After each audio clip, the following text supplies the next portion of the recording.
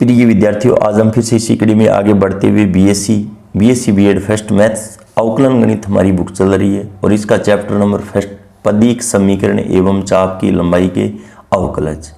आज हम इस वीडियो के अंदर चाप की लंबाई का अवकलज, इससे संबंधित जितने भी महत्वपूर्ण फॉर्मूले हैं उन पे चर्चा करेंगे और इस पर आधारित जितने भी एग्जाम्पल है 1 से लेकर 5 तक, उन सभी का इसी वीडियो के अंदर हम अध्ययन करने वाले हैं।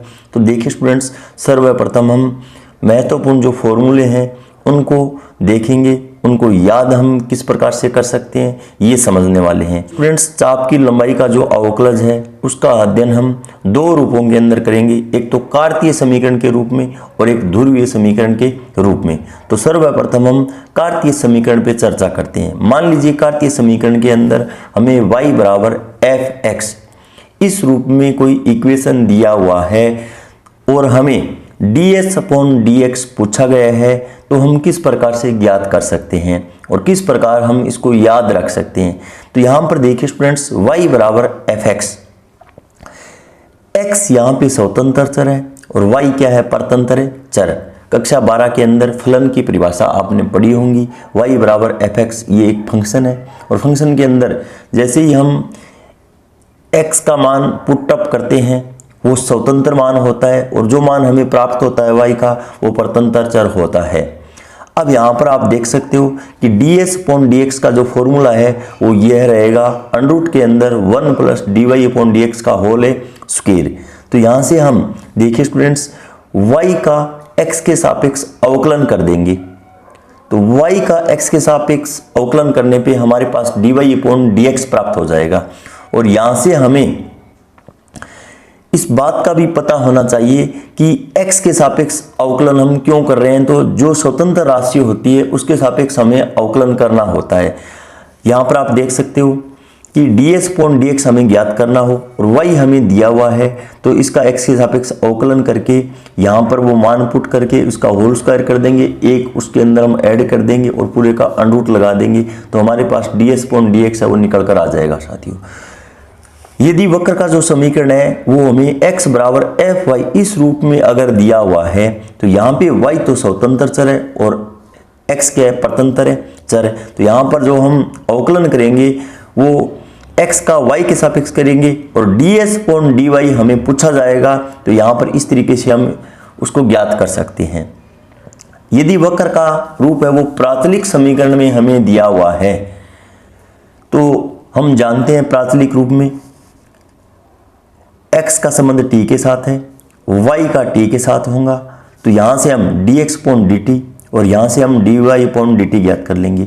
और जब हमें ये 2 इक्वेशन देकर ds अपॉन dt पूछा जाता है, तो इस फॉर्मूले के अंदर हम पुट कर देंगे dx अपॉन dt का whole square, dy upon dt का होल स्क्वायर, दोनों को ऐड करके वर्गमूल निकाल देंगे। अब उसके बाद में देखिए स्टूडेंट्स, अगर मेरे पास एक समकोण त्रिभुज के अंदर ये एंगल साइन दिया हुआ है, आधार इसका dx है, लंब मेरे पास dy दिया हुआ है और कर्ण ds अगर दिया हुआ है, तो यहाँ से अगर मैं कोस साइन का मान ज्ञात करूँ तो dx अपॉन ds निकल के आएगा और साइन साइन अगर मैं निकालता हूँ तो dy अपॉन ds आता है। और हम ये भी जानते हैं कि sine square sine plus cos square sine इसका रिजल्ट 1 होता है, तो इससे इस बात को हम प्रूफ भी कर सकते हैं। अब हमें ध्रुवीय समीकरण पे चर्चा करनी होगी। ध्रुवीय समीकरण के अंदर r बराबर f है थीटा, यहाँ पर थीटा है वो क्या है, स्वतंत्र चर है और r क्या है, परतंत्र चर। अगर हमें ये जो इक्वेशन दिया हुआ है और ds अपॉन d थीटा अगर ज्ञात करना हो, तो इस फॉर्मूले के अंदर हम मान रखकर ज्ञात कर लेंगे। और यहाँ पर हम सहूलियत की दृष्टि से देखें तो अवकलज है वो यहाँ पर स्वतंत्र चर के सापेक्ष होगा, तो dr अपॉन d थीटा आएगा साथियों। और बाकी कुछ फॉर्मूले हैं उनके जो कॉन्सेप्ट है वो आपको याद रखने होंगे। यहाँ पे जो अंडर के अंदर r square plus dr upon d theta का होल स्क्वायर, ये फॉर्मूला आपको याद होना चाहिए जब आपको ds अपॉन d थीटा निकालने के लिए बोले। अगर हमें थीटा बराबर fr ये फंक्शन दिया हुआ है और ds अपॉन dr हमें ज्ञात करना हो, तो इस फॉर्मूले के अंदर हम मान रख के मान निकाल लेंगे। अब उसके बाद में मैंने एक समकोण त्रिभुज लिया। समकोण त्रिभुज के अंदर ds कर्ण है, dr आधार है और r d थीटा लंब है मेरे पास। और यहाँ से मैं अगर साइन फाई और कोस फाई अगर ज्ञात करता हूँ तो साइन फाई का मान है वो r d theta upon ds निकल कर आएगा और कोस फाई का मान है वो dr अपॉन ds निकलेगा। और इन दोनों का अगर हम होल स्क्वायर कर दें और जोड़ दें तो रिजल्ट 1 प्राप्त हो जाएगा साथियों हमें। उसके बाद में एग्जाम्पल नंबर फर्स्ट देखिए स्टूडेंट्स, परवलय y स्क्वायर बराबर 4ax के लिए सिद्ध कीजिए ds अपॉन dx और अंडर रूट के अंदर a प्लस एक्स बट्टा एक्स। तो यहाँ पर देखिए स्टूडेंट्स, हमें जो इक्वेशन दिया गया है वो y बराबर एफ एक्स, ये जो रूप है उसके अंदर इक्वेशन दिया हुआ है और ds अपॉन dx हमें पूछा है। तो यहाँ पर डायरेक्ट अभी हमने पढ़ा है कि ds अपॉन dx ज्ञात करना हो और y बराबर fx फंक्शन दिया हुआ है, तो इस फॉर्मूले का उपयोग होने वाला है 1 प्लस dy अपॉन dx का होल स्क्वायर। तो यहाँ पर हम देखिए स्टूडेंट्स, सर्वप्रथम दी गई समीकरण का x के सापेक्ष अवकलन करेंगे तो अवकलन हमारे पास 2y dy अपॉन dx आ जाएगा। बराबर में यहाँ पे 4a कांस्टेंट मान है, x का x के सापेक्ष 1 लिखने की कोई आवश्यकता नहीं है। यहाँ से dy अपॉन dx है वो सरलीकरण करने के बाद में 2a बट्टा y निकल कर आ जाएगा। अब हम वापिस y का मान यहाँ पे पुट कर देंगे तो यहाँ पे देख सकते हो आप 2 अंडर रूट ax, इसको सरलीकरण करने पे अंडर रूट a बट्टा x मान निकल कर आएगा। और अब हम इस फॉर्मूले के अंदर डायरेक्ट मान रख देंगे तो जो हमें प्रूफ के लिए बोला गया है वो सिद्ध हो जाता है साथियों। उसके बाद में सेकंड पार्ट देखिए, हमें प्राचलिक रूप के अंदर इक्वेशन दिया है x और t का संबंध, y और t का संबंध, और हमें देखिए 3 मान है वो प्रूफ करने के लिए बोला गया है ds upon dt, ds upon dx, ds upon dy। तो यहाँ पर पहले हम x का t के सापेक्ष अवकलन, ये मान आ जाएगा, y का t के सापेक्ष अवकलन, ये रिजल्ट आ जाएगा।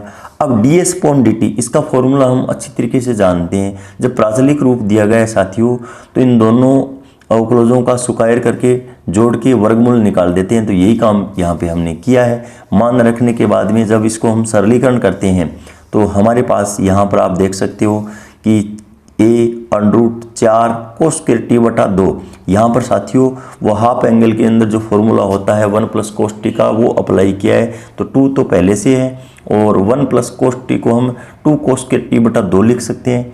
तो यहाँ पर सरलीकरण करने पे हमारे पास 2a कोस t बटा 2 रिजल्ट है वो निकल कर आ जाएगा। उसके बाद में B part ds upon dx, श्रृंखलन रूल की सहायता से यहाँ पे ds dx लिख लिया और दोनों तरफ प्राचलिक रूप में इक्वेशन है तो dt से हम दोनों तरफ गुणा कर देंगे। गुणा करने के बाद में जो रिजल्ट हमारे पास है उनको पुट करेंगे और पुट करने के बाद में जब हम सरलीकरण करेंगे तो कोसेक t बटा 2 निकल कर आ जाएगा। अगला मान ठीक इसी प्रकार ds अपॉन dy, यहाँ पर भी हम ds dy को तिरछा लिखे, dt से dt कैंसिल होने के बाद में सेम रिजल्ट यही बचने वाला है। तो श्रृंखलन रूल की सहायता से हमने इसको यहाँ पे लिखकर श्रृंखलन रूप में यहाँ पर हम इसको लिखकर इसके मान पुट करके सरलीकरण करेंगे तो हमारे पास सेक t बटा 2 रिजल्ट है वो निकल करके आ जाएगा साथियों। उसके बाद में एग्जाम्पल नंबर 3 देखिए स्टूडेंट्स, निम्न वक्रों के लिए ds अपॉन d थीटा ज्ञात कीजिए। हमें r बराबर a 1 प्लस कोस थीटा और 2a अपॉन r बराबर 1 प्लस कोस थीटा ये रिजल्ट दिया हुआ है साथियों। तो वक्र की समीकरण का थीटा के सापेक्ष हम अवकलन कर लेंगे तो dr अपॉन d थीटा हमारे पास आ जाएगा। अब हम सूत्र जानते हैं ds अपॉन d थीटा का जो फॉर्मूला होता है ध्रुवीय रूप के अंदर अंडर रूट के अंदर r square plus dr upon d theta का होल स्क्वायर। जो सभी मान है वो यहाँ पर हम पुट कर देंगे, r का मान हम पुट कर देंगे, dr अपॉन d थीटा का मान पुट कर देंगे और इनका होल स्क्वायर करके हम जोड़ देंगे। तो जोड़ने के बाद में यहाँ पर आगे जो मान सरलीकरण हो रहा है उनको सरलीकरण कर लेते हैं तो हमारे पास जो रिजल्ट है वो 2a कोस थीटा बटा 2 निकल कर आ जाएगा। उसके बाद में जो सेकंड पार्ट है वो सिद्ध करने के लिए यहाँ पर बोला गया है तो सेकंड के अंदर भी वही काम करना है, थीटा के सापेक्ष हम अवकलन कर देंगे तो हमारे पास dr अपॉन d थीटा निकल कर आ जाएगा और हम ds अपॉन d थीटा का फॉर्मूला है वो अप्लाई कर देंगे। अंडर रूट के अंदर r square plus dr upon d theta का होल स्क्वायर, यहाँ पर जो सभी मान है उनको हम अलग से निकाल करके यहाँ पे पुट कर देंगे। पुट करने के बाद में जो मान यहाँ पर कांस्टेंट है उसको हम बाहर निकाल लेते हैं। अंदर हमारे पास जो मान बचेगा 1 प्लस साइन स्क्वायर थीटा बट्टा 1 प्लस कोस थीटा का होल स्क्वायर।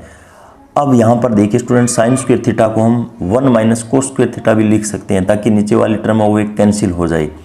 यहाँ पर हम एक बार प्लस के अंदर लिख देंगे, एक बार माइनस के अंदर लिख देंगे, और यहाँ पे प्लस वाली टर्म से एक होल स्क्वायर है वो कैंसिल हो जाएगी। तो यहाँ पर हमारे पास देखिए स्टूडेंट्स, फिर 1 प्लस कोस थीटा को हम लघुत्तम ले लेंगे। लघुत्तम लेने के बाद में सरलीकरण करेंगे तो यहाँ पे कोस थीटा से कोस थीटा है वो कैंसिल हो जाएगा, क्योंकि एक पॉजिटिव है एक नेगेटिव है। तो यहाँ पे ऊपर √2 और नीचे 1 प्लस कोस थीटा और इसकी पावर 1/2 या √ बोल सकते हैं। तो यहाँ पर आप देख सकते हो जो परिणामी रिजल्ट ये बन जाएगा। अब आगे इसको और सरलीकरण कर लेंगे हाफ एंगल के अंदर तोड़ के, तो हमारे पास a sec की पावर 3 θ/2 ये रिजल्ट बन जाएगा।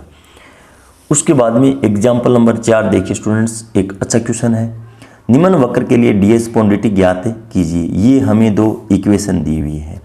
तो सर्वप्रथम तो हम यहाँ से इन दोनों इक्वेशनों से x और y को अलग अलग से हल करेंगे। x और y के लिए अलग अलग से हल करने के लिए यहाँ पर a जो इक्वेशन है इसको तो मैं सर्वप्रथम sin t से गुणा करवाता हूँ और b को cos t से गुणा करवाता हूँ। साथियों यहाँ पर ऐसा भी हम कर सकते हैं, a को तो cos t से गुणा और b को sin t से गुणा हम इसलिए करवा रहे हैं ताकि यहाँ से हम x और y को अलग अलग निकाल सकें। तो यहाँ पे गुणा करवाने के बाद में मेरे पास ये इक्वेशन फर्स्ट प्राप्त हो जाती है और ये इक्वेशन सेकंड प्राप्त हो जाती है। अब यहाँ से देखिए स्टूडेंट्स, इक्वेशन फर्स्ट और सेकंड का जब हम योग करते हैं तो ये टर्म तो दो कैंसिल हो जाएगी।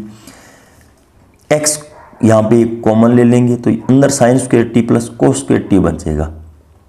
इन दोनों को हम जोड़ देंगे तो यहाँ से हम sine square t plus cos square t का मान जानते हैं, एक होता है, तो x बराबर ये रिजल्ट निकल कर आ जाएगा। इसको इक्वेशन थर्ड बोल देते हैं। अब x तो हमने ज्ञात कर लिया है, y को ज्ञात करने के लिए देखिए स्टूडेंट्स, हम समीकरण नंबर a है इसको तो cos t से गुणा करेंगे और b को sin t से गुणा करेंगे। तो यहाँ पर आप देख सकते हो कि गुणा करने के बाद में मैंने इक्वेशन नंबर 4 और 5 बोल दिए। पहले को तो cos t से, दूसरे को sin t से गुणा कर दिए। अब फिर वही काम 4 और 5 को फिर से जोड़ देंगे हम, तो ये मान तो कैंसिल हो जाएंगे और यहाँ पे y बराबर ये रिजल्ट है मेरे पास बन जाएगा। अब समीकरण नंबर 3 व 6 का t के सापेक्ष हम अवकलन कर लेंगे तो dx/dt और dy/dt ये रिजल्ट हमारे पास प्राप्त हो जाएंगे। और ds/dt का फॉर्मूला हम जानते हैं कि जो अवकलज हमने निकाले हैं उनका स्क्वायर करके ऐड कर दीजिए। तो यहाँ पर आप देख सकते हो कि √ के अंदर दोनों को मैंने स्क्वायर करके ऐड किया तो हमारे पास कुछ टर्म है वो तो कैंसिल हो जाएगी। तो देखिए स्टूडेंट्स, यहाँ पे ds/dt बराबर f' प्लस f'' ये रिजल्ट है वो निकल कर आएगा। उसके बाद में चैप्टर नंबर फर्स्ट का जो अंतिम एग्जाम्पल है वो 5 नंबर एग्जाम्पल हम किस प्रकार से सिद्ध कर सकते हैं। देखिए स्टूडेंट्स, किसी वक्र के लिए सिद्ध कीजिए ds/dθ बराबर r² और दूसरा रिजल्ट ds/dr बराबर r√r² - p²। तो साथियों, हमने इसी वीडियो के अंदर जो फॉर्मूले हैं उनके अंदर साइन फाई का जो फॉर्मूला है उसका अध्ययन किया है। साइन फाई बराबर होता है साथियों r/dθ/ds और p जो लंब की लंबाई है p बराबर r साइन फाई। इस फॉर्मूले का अध्ययन भी हमने पीछे एक वीडियो के अंदर अध्ययन किया है। तो यहाँ से p/r बराबर साइन फाई आ जाएगा और साइन फाई का मान हमें r/dθ/ds, यहाँ पर आप देख सकते हो ds/dθ बराबर r²/p। अगर हमें यहाँ से dθ/ds अगर ज्ञात करना होता तो इसका हम व्युत्क्रम कर देते थे। बी पार्ट के अंदर देखिए स्टूडेंट्स, ds/dr बराबर r√r² - p²। इस पोर्शन को हम लेकर चलेंगे, राइट साइड या RHS साइड को हम लेकर चलेंगे और LHS पार्ट हम सिद्ध कर देंगे। तो राइट साइड के अंदर हमारे पास p का जो मान है वो अभी हमने ऊपर लिखा है, p बराबर r साइन फाई।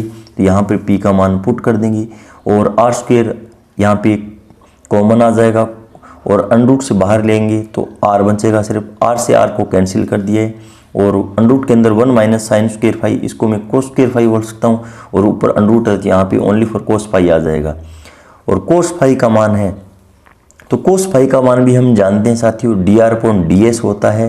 तो यहाँ से देखिए स्टूडेंट्स, ds/dr यही हमारा LHS पार्ट था। इस प्रकार मैं आशा करता हूँ कि चाप की लंबाई के अवकलज जितने भी फॉर्मूले हैं और जितने भी एग्जाम्पल है वो आपको अच्छी तरीके से समझ में आ गए होंगे। अगले वीडियो के अंदर हम चैप्टर नंबर 2 पे चर्चा करेंगे। इन्हीं शब्दों के साथ जय हिंद, जय भारत।